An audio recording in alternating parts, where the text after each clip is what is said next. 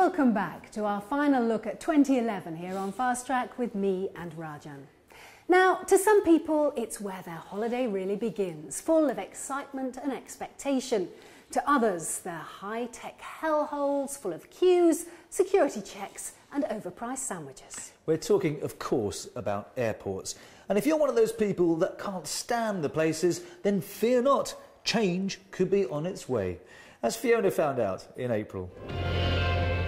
Greg Lindsay is co-author of a book which puts forward the idea that the future belongs to the Aerotropolis, the city created with an airport at its heart, not at its edges. Cities have always formed around transportation. The port cities of Europe were created around their docks. The railroad cities of America, like Chicago and New York, were created around their train stations. And the idea is that in the 21st century, if you're China or India or the Middle East, you're creating cities around airports because it's the only way to connect to the global economy. And in some parts of the world, construction of these aerotropolises has already begun. The most interesting examples are in Asia, if you want to see what it looks like to build a city from scratch around nothing. I mean, maybe the most examined case is Songdo, South Korea, where literally an American developer is building a $35 billion city from scratch on a man-made island about the size of downtown Boston.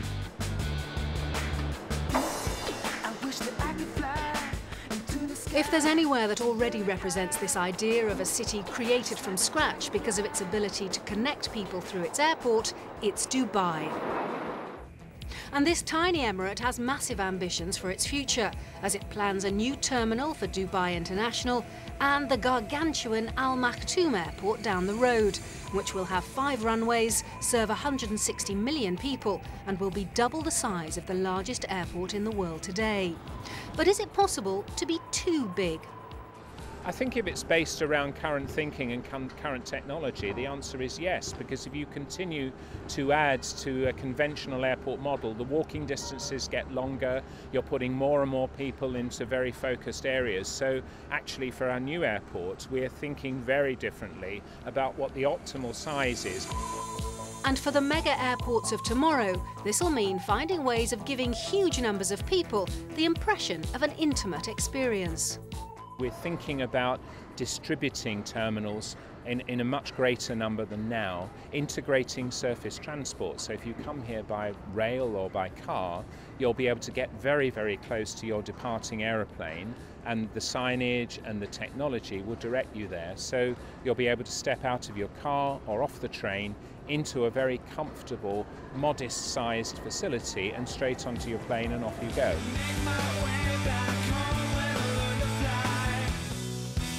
Let's hope they've given a bit more thought to those baggage trolleys, which seem to have a life of their own. Now, if your inner compass is not up to navigating its way to the nearest aerotropolis, then have you thought about alternative ways of finding your way around? Last October, I was in Seoul and told to get rid of my sat-nav, my smartphone and my guidebook, and then negotiate myself around the city. As you'll see, perhaps the results got a little bit lost in translation.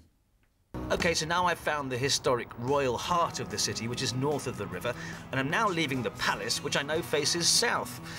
Any other handy hints? Roads and traffic, apparently, give you some good clues. If you're in the western edge of a city and you know you're somewhere near the western edge, then most of the traffic is going to be flowing in or out of the town. And the likelihood is the major road will be aligned west to east. Again, if you're in the north, it's most likely to be aligned north-south. That's all very well, but in this city it seems like the traffic is flowing in all directions and half the time there's gridlock. In the few days I've been here, I spent endless hours in very slow-moving traffic. And there's one guy who knows why that is all too well. There are many urban highways in Seoul. Actually, there is a old city and a new city. New city has a very well planned roadways, and the other old city has a very complicated roadways.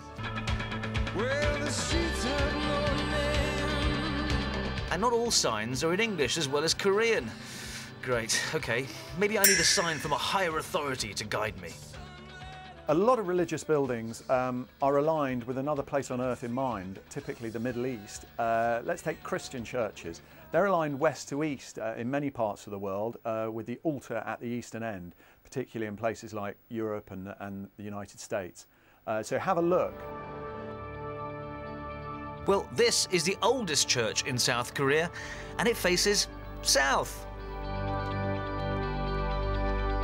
One of the best indicators of location is what fellow travellers are doing. If you see groups of people moving in one direction, there's normally a clue there, because the average will be moving towards something or from something.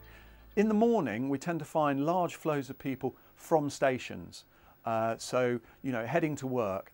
Late in the afternoon, they're flowing towards stations. Nice advice, mate, but we are in the second most densely populated city in the world.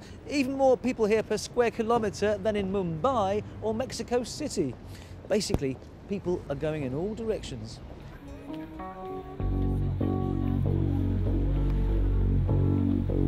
OK, I've had it. I'm going to break the rules and try out this little lesson in Korean I had to ask where the fountain is. Don't ask strangers, Rajan. You don't need to. Excuse me? Excuse me. Would you go punso 어디로 가나요? Would you go punse 어디로 가나요? I don't understand the place name. I don't understand. Oh, you speak English? Yeah, I Oh, speak. sorry. The Rainbow Fountain. Rainbow Fountain. 무지개 분수? Punso, like 무지개 water. 분수. One here, yeah, but that way? No. 이건 청계천? 청계천 말하는 거 아닌가?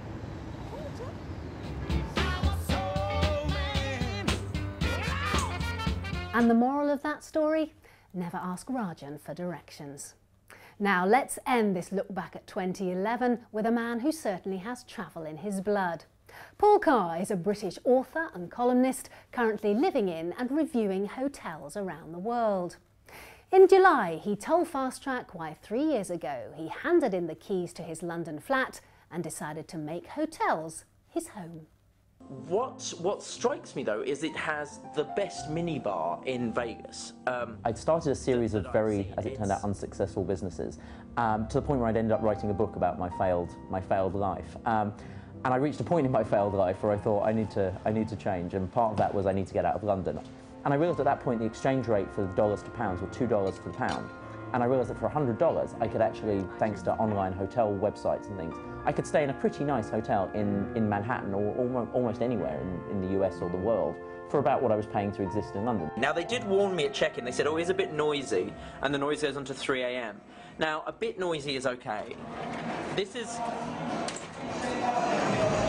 what I'm overlooking. There's actually almost no disadvantages. Like, I've actually got to the point where, like, if you'd have asked me a couple of years ago, I'd have said, well, the disadvantage is you drink too much. But having sort of knocked that on the head, there's actually no disadvantages. You have to live on your own, essentially. You can't necessarily settle down, or it would be very hard to, unless, you know, I find myself sort of dating flight attendants or people who travel a lot, you know, so which is, I have to say, if having to date flight attendants is your downside, then you've got a pretty charmed life. It took me a while to realise that actually, well, first of all, I needed to stop drinking was actually what took me a while to realise, but also realise that my friends were what was important. The living, when you have a completely transient lifestyle, when you have a lifestyle that you have almost no possessions, almost no responsibilities or ties, keeping your good friends close is very important because they're the only constant you have. I wish I were a girl when I come into this room, because I reacted like a girl, so I can only imagine how an actual girl would behave, because so there are two sinks, there's this very cool bath, there's an amazing walk-in shower, which is actually bigger than my first room at the New York, which is very cool. And one of the things I did in Las Vegas, for example, I was staying 33 nights in 33 hotels on the Strip, is I started writing haiku reviews. It was like because people were like, oh, just write a short review. If you can't write anything, right, just write a short review. So I was like, okay. And it's, you know, 5 syllables, 7 syllables, 5-syllable poems, sort of. I mean, they were kind of throwaway. And the trouble is, everyone loved them. 70s comfort, style, a great place to bring your kids, except it's in Vegas. Warned me about the noise, but not the dead hobo smell surrounding the bed.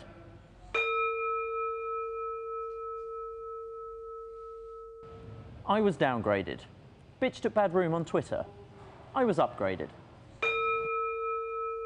Paul Carr, who no doubt, as we speak, is spending New Year next to a mini bar and trouser press somewhere in the world. And that's it for our look back at Fast Track 2011. Hope you've enjoyed accompanying us on our travels this year and that you'll stick with us in 2012. And before we go, can I just say thank you so much for all your emails and Facebook messages. I promise you we read every one and they do help shape the programme. And you never know, we could be somewhere near you sometime soon.